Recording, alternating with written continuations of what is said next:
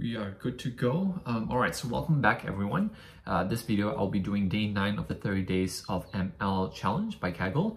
So for today, we are looking at 2 lessons in the Intro to ML course. Lesson number 3 called your first machine learning model, as well as lesson 4, model validation. All right, so let's go to the Intro to ML course page. And for this video, we're looking at lesson 3, so this one, as well as lesson 4. All right, let's look at lesson 3 to start off. Alrighty, so here we are selecting data for modeling. I think what this is trying to get at is when you're doing modeling, aka when you're training your machine learning model, sometimes so there's the technical terminology or the technical term is feature selection. Or feature elimination. So essentially what the process entails is you want to get rid of features that are not important or don't have strong predictive power and only retain the ones that are useful. So for example, if you find out that, going back to the house example, because we've been working with houses so far, if in the process of exploring our data, we realize that whether or not a house has a swimming pool versus not have a swimming pool doesn't impact the final house price that much. We probably want to look into perhaps dropping that particular feature because it's not important. So that's just an example, but I'm sure having a swimming pool will probably affect the final sale price of a house. But yeah, just to give you, I guess, an example of when we would select or unselect a column for modeling. So I think, yeah, so here we are looking at how to do that using pandas. So dot columns will print out all the column names for a particular data frame. So here we have, so all these column names. So we have suburb, we have address, rooms, etc., etc. So these are all the features that would describe a particular house. And so if you imagine if we have a big data set, all the rows would correspond to a single house in that particular area, and then across the columns we have all the features that would describe those houses. So dot columns here will print out all the column names. So drop NA is a function for you to drop missing values in a data frame, and axis here is one of the arguments within drop NA. So x is equal to 0 means you want to drop by rows, and x is equal to 1 means you want to drop by columns. Coming back to sort of the overall idea when it comes to machine learning, so we have something called a feature of, or sometimes called predictive variables. So these are the variables that would help our model make predictions. So in the house prices prediction example, we have all the features that will describe a house. For example, the number of bedrooms, we have how big the house is, etc., etc. So these would form what are called predictive variables or dependent variables. And then we have, independent variables, not dependent variables. And then we have something called a target variable, which is as the name suggests, the variable that we're trying to target, that the model is trying to target to make predictions. So for house prices, in the house prices sort of context, unsurprisingly, the target variable is the final house price that we're trying to predict using a model. So here we are assigning the house price column or feature into a variable called y. On the flip side, we have features, which I just talked about. So these are the variables that would help inform the model on what to predict, if that makes sense. So here we are selecting 1, 2, 3, 4, 5 features that we want to use to fit into our model to make predictions. So here we have the number of rooms, number of I guess this is number of bathroom, how big the land is, the latitude, as well as the longitude. And we're putting all of this into a variable called x. So another thing to point out is notice how x is denoted using capital letter, uppercase letter, whereas y here is denoted using a lowercase letter. So I didn't know this until I think a month or 2 months ago. So there's a reason why x is denoted using a capital letter and y using a lowercase letter. It's because x usually involves a lot of different features. So x, the reason why we use capital letters is because it's a matrix. So a matrix with a lot of rows and a lot of columns. Whereas y is just made up of a single feature, a single variable. And so that's why this is a vector. So a vector is usually denoted using lowercase. In maths, it's denoted using lowercase, and a matrix is usually denoted using a capital letter. So yeah, so this is just, it's not wrong. Like if you do this, like if you're doing this in programming, like Python doesn't really care if you use a capital letter or a lowercase letter. Like once you, as long as you keep it consistent, honestly, it doesn't really matter. But this is, I guess, sort of comes back to common convention, how people in the industry like to denote things. So just remember, features, you use capital letter, but for predictor or target variable, you use a lowercase letter. All right, cool. So here we're using describe, which we looked at in the previous video, which provides a summary statistics of all the features. You can go through that in your own time. Dot head shows you the first 5 rows of the data frame. So here we can see the first 5 rows of those features. Cool. So now we're gonna get into actually building our model. So here we are introduced to Scikit-Learn, which is again an external library similar to Pandas, but Scikit-Learn is built specifically for the purpose of machine learning. So in Scikit-Learn you can find a lot of different things that you need for machine learning. So pre-processing, all the different kinds of machine learning models in there. You can do, what else can you do?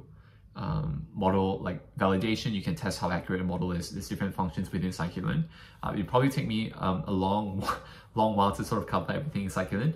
I'll put a link in the video description, which will link you to the official Scikit-Learn documentation.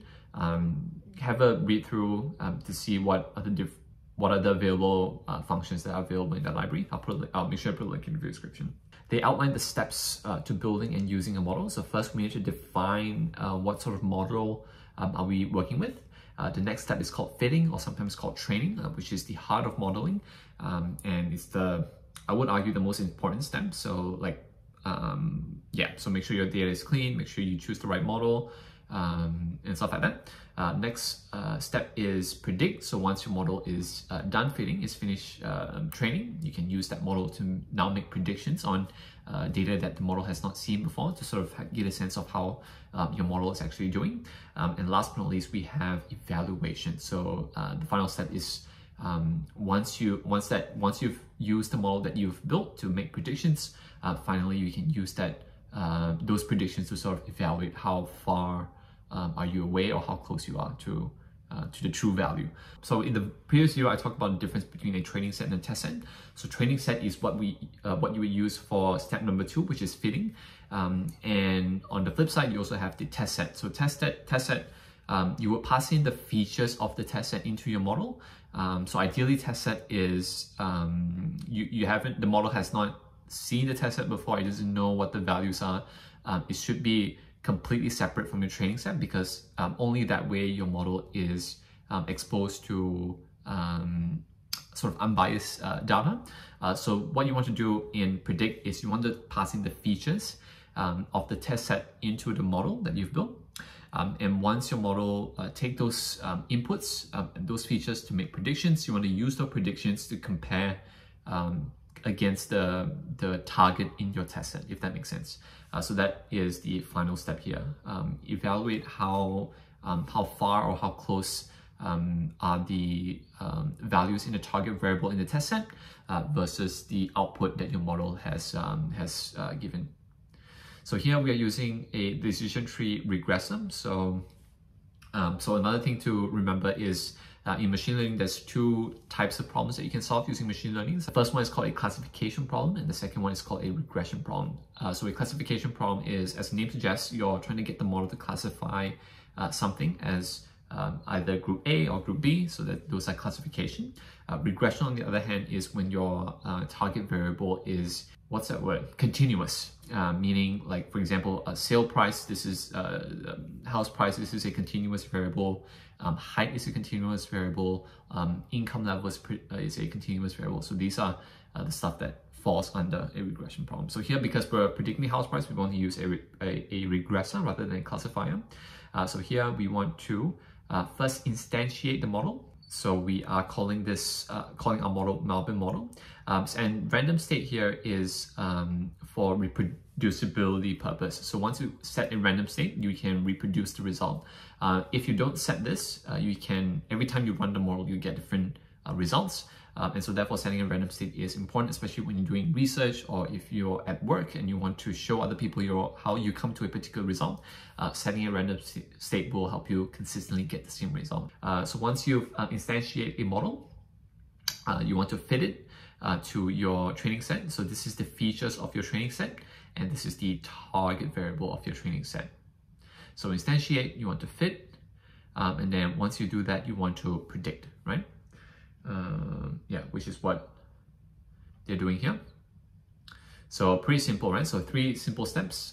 When you're using Scikit-Learn models, you want to instantiate it, meaning you want to assign the model that you want to use to a variable. Once you instantiate, you want to train. So you want to train using your training set.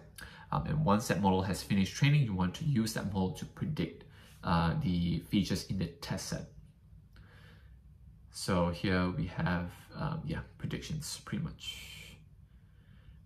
which is this line here. So the output is in a list form. So we passed in 5 features, and therefore it will spit out 5 prediction values. We have 1, 2, 3, 4, 5 values here. Simple, beautiful. Let's begin with the exercise. Why is my laptop so slow? All right, cool. As usual, setup. While it is setting up, let's scroll down to look at step 1. So we want to specify a prediction target. We want to select the target variable which corresponds to the sale price and save the sale price into a new variable called y. You'll need to print a list of the columns to find the name of the column that you need. All right, so first of all, we need to print.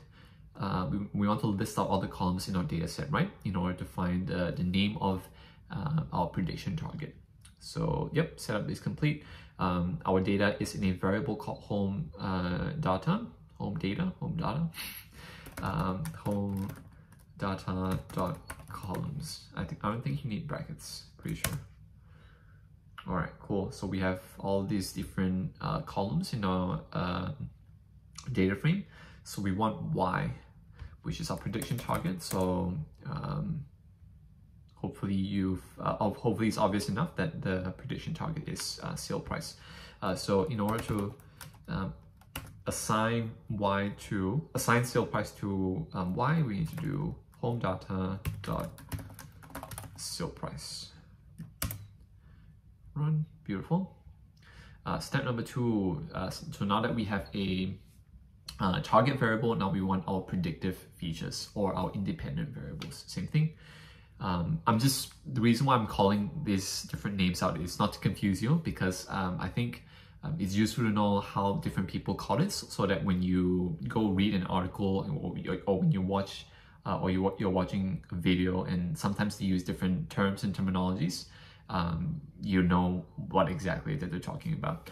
All right, so cool. So here we want to create a data frame called X, which contains the predictive features. You need to add quotes. So they want these features. So we want to create a list, and then we can just copy this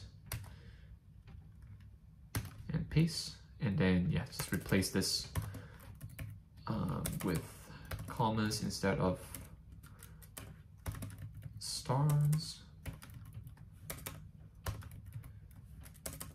Yeah, so here we're creating a list, and then we want to assign all these columns into a variable called X, which contains our predictive features.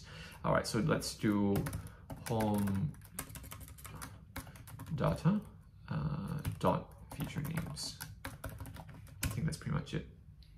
Oh no. I think we need to put these things here. Totally forgot. So The reason why we need all this is because we need to turn them into strings. That's the error. I think that should fix it. It's still not working.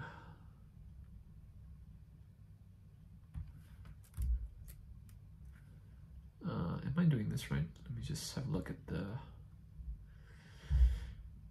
exercise page to make sure I'm doing the right thing. Oh, you can't do that. You need square brackets, not dot. That should work. Beautiful. All right, review data. Print description or statistics from X. Cool, so we just want to X dot describe. And the first few lines we can just do X dot hit. Cool. Next we want to instantiate a model called decision tree regressor and save it into Iowa model. Cool. So from Scikit-Learn dot regression, something like that. I honestly can't remember. Tree, not regressor. Tree. And then we want to go ahead and import decision tree regressor. And then we want to do decision tree regress. Do we need to specify a random state? I don't think we have to. Oh, we have to. For model reproducibility, set a numerical. Let's just let's just follow them and set random state to 1. So now that we've instantiated our model, the next step is to fit our model, right? So we want to do Iowa model dot fit. We want to pass in our predictive features first, followed by the target. Always in that order. So you want to pass in, if I'm not mistaken, you have to be specific with the order. So first is the features, followed by the target variable. Beautiful. Cool. So now that we've instantiated our model, we've fit our model to the training data. Now we want to predict. So now we can use Iowa model dot predict X. I think that's it. Cool. Think about your result. Use hit method to compare the top few predictions to the actual home data. All right, cool. So we want to compare our predictions with the actual data. So let's look at predictions dot head. We also want to have a look at our y head. So immediately, like, this is probably not the right way to do it. We're using the same data we used to train the model to make predictions. So if your model is doing, like, honestly, I don't see any reason why your model, the predictions that come from your model would be very far off from the actual target, because we're using the same exact data, right? So in the real world, the correct way of doing it is you will separate. You will not use the same data you use to train the model to make predictions, if that makes sense.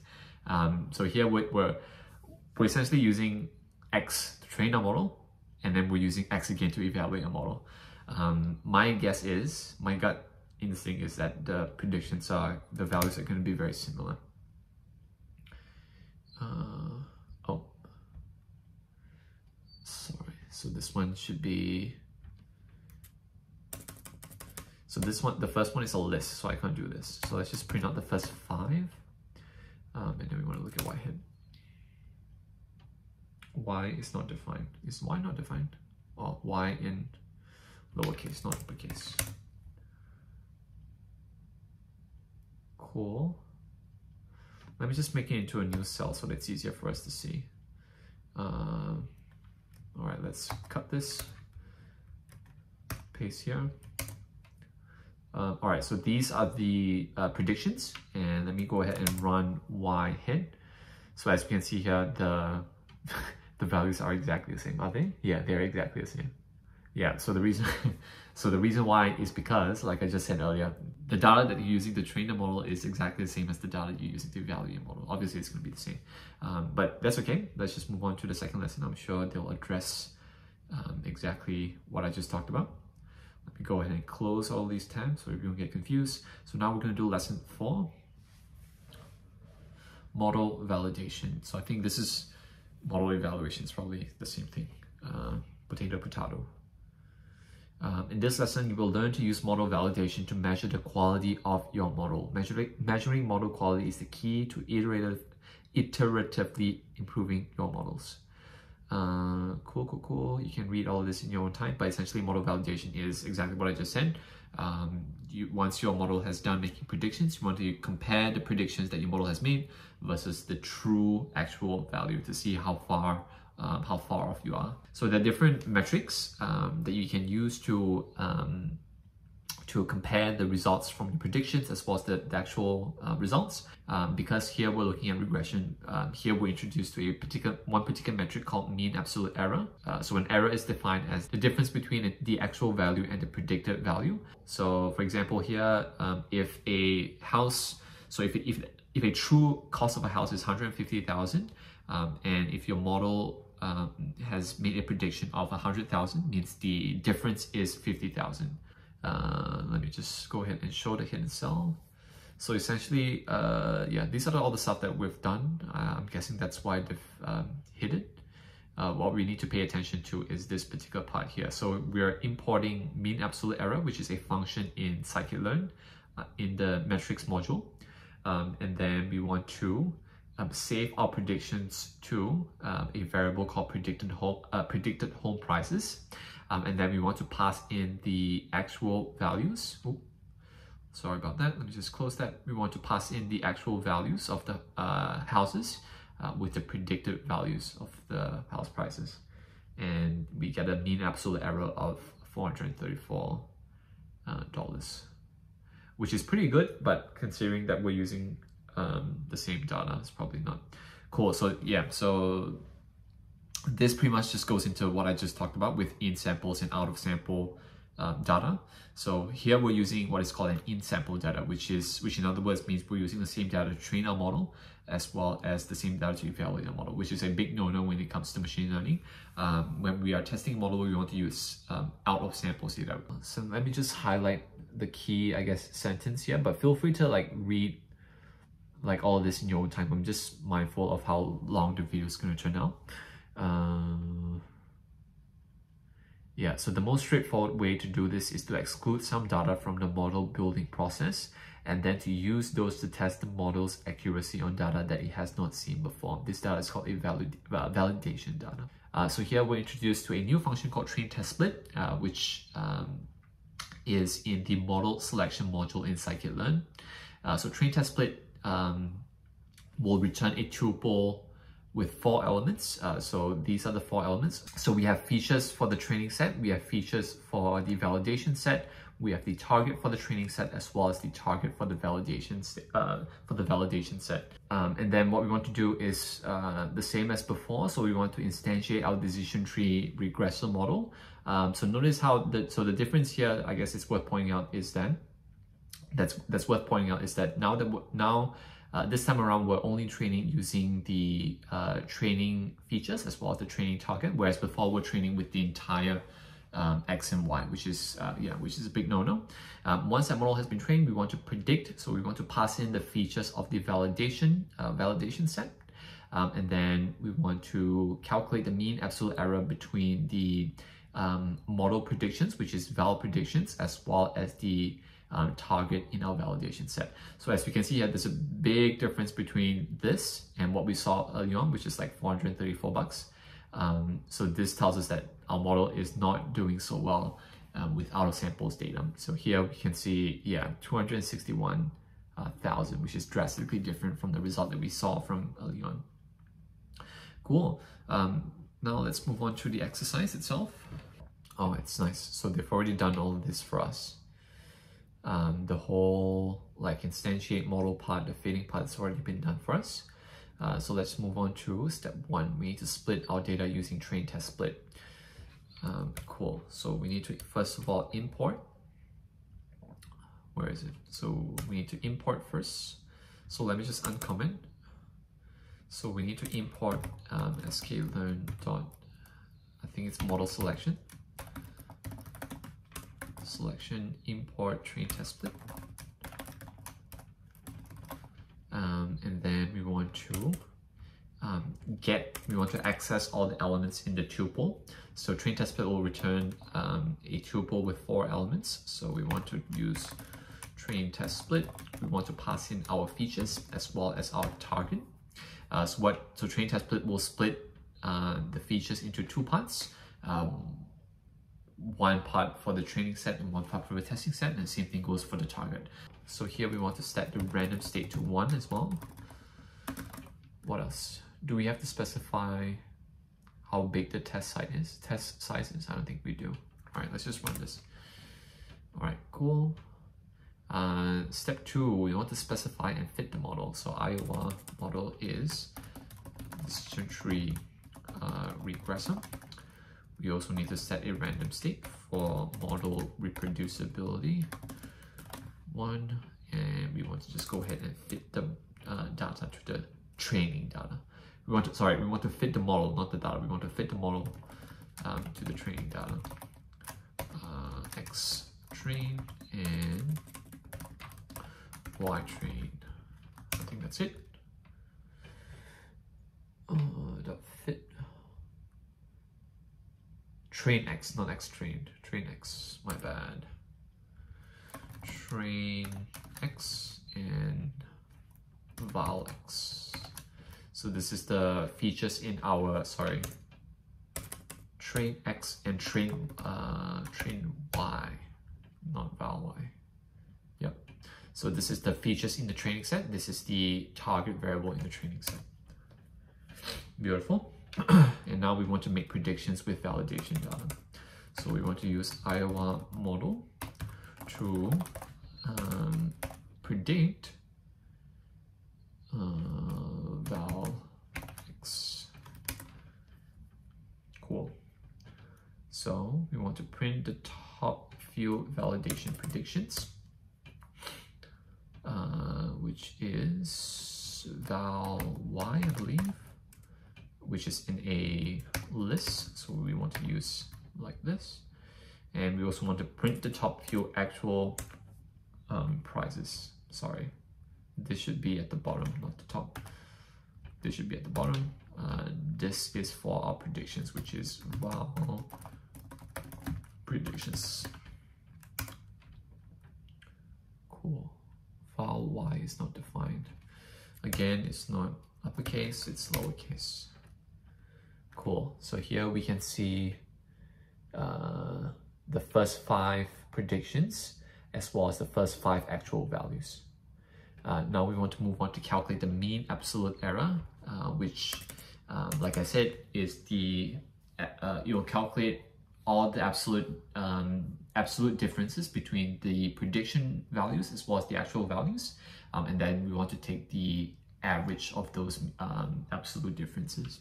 So val is mean absolute error. We want to pass in our prediction results as well as the actual results. So we want to do val predictions as well as val Y, and then we want to print. Cool. So yeah, huge error. So 20, about 30,000. All right. So I hope you learned something from this video. So I think the main takeaway here is that we saw the importance of having a separate training set as well as a validation set. We don't want to use the same data we use to train our model with. We don't want to use the data that we use to train our model with as our validation data, because the model has already seen the data, right? So if the model has already seen the data, means it's gonna make very good predictions based on that data. So it's not a accurate representation of how well the model is doing. If you want to have a true assessment of how well a model is, we want to use data that the model has not seen before. Yeah, so I think that's the key takeaway from today. Hope you learned something. I hope you enjoyed my video. Subscribe to my channel, drop a like on this video if you enjoyed it. And yeah, I'm gonna film the next video now, and I hope to see you in my next video. Peace.